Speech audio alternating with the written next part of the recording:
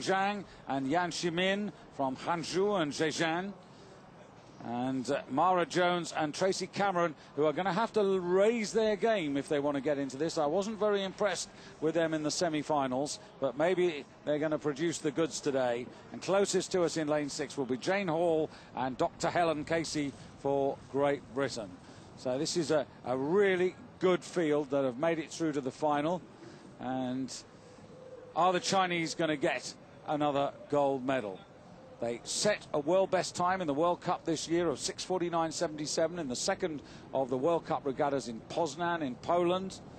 But this lightweight duo from Australia to be really respected, Margarita Houston and Amber Halliday. China, Canada, Great Britain,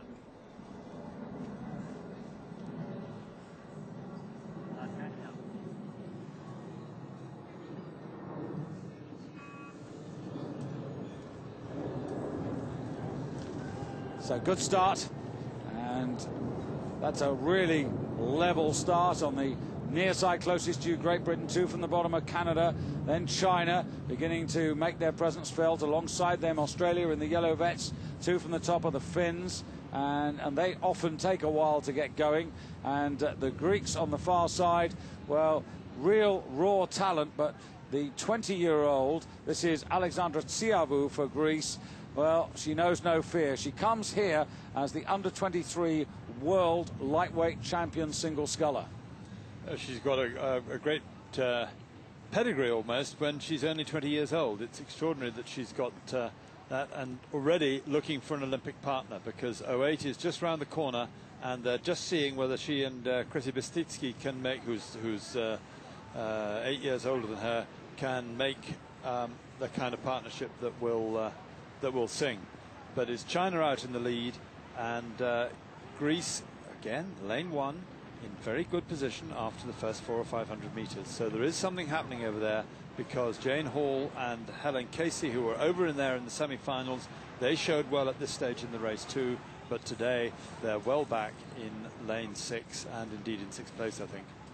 But another perhaps valid point, Hugh, is the fact that the way that rowing, in terms of the quality of the athletes, have developed over the last 10 years. Once upon a time, the echelon said, okay, fine, the slowest crews go to the outside lane, and essentially that tells you that they won't be winning medals. As the quality of performance of the sport, the bar raises every year.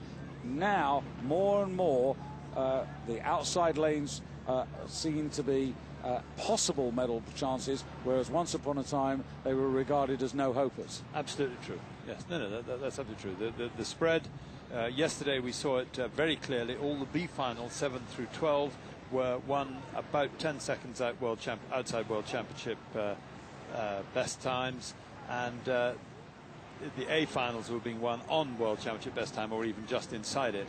So there's about a 10-second gap across the final, and that in some races comes down to 2 or 3 seconds, a length or two. It's very, very small.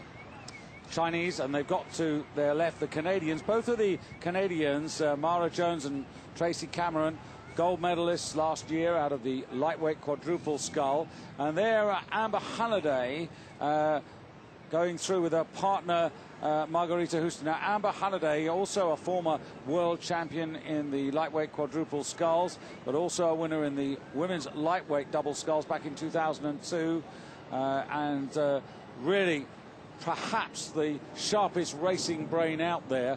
But can they deny these two Chinese who are just full of belief? And again, you know, 19 and 23 years of age respectively.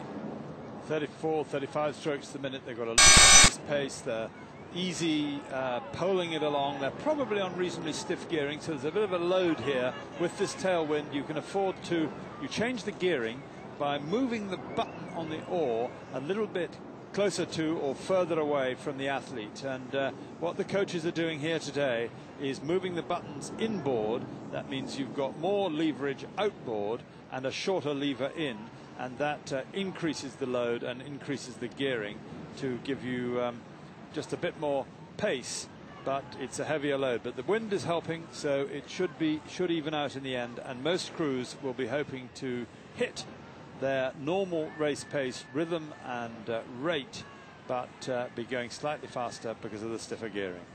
Australia need to make a move now in this third quarter. China have been dominant, 143.70 compared to Australia's 144.61 and Canada's 144.41 in the second quarter. Canada, this is a much better performance from them. They certainly seem to have got it together today. Whether they're good enough to overhaul the Chinese, we're about to find out, because China coming towards the end of the third quarter now, and still with a decent advantage. But you can see Australia have moved. Australia, Amber Halliday out of picture, too far away from us to see from our commentary position, but Australia have now moved alongside and are really vying with the Canadians for that second place, and both of them now are beginning to breathe on the Chinese. You can see they're just about getting the overlap back.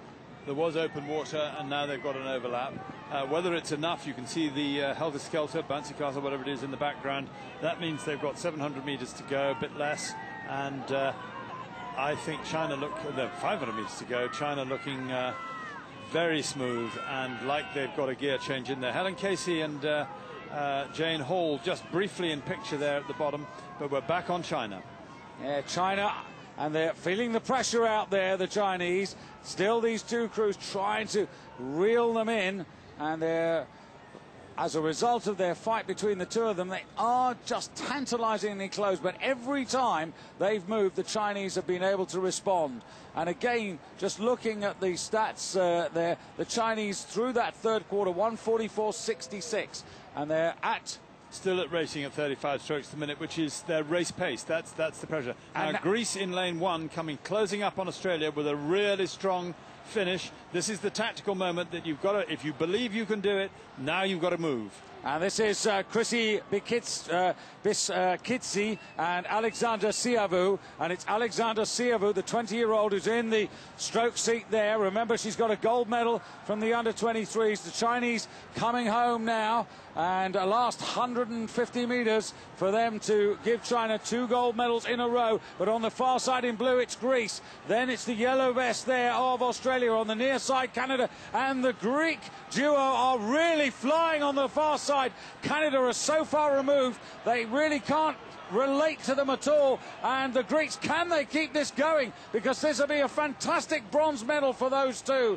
And Alexander Siavu is bringing them home. Australia in silver. The Greeks are definitely in bronze medal position. A couple of strokes for the Chinese to go to come to the line. There it is, gold to China, silver to Australia, and the fast finishing Greek partnership on the far side in 39 strokes per minute take the bronze away from Canada.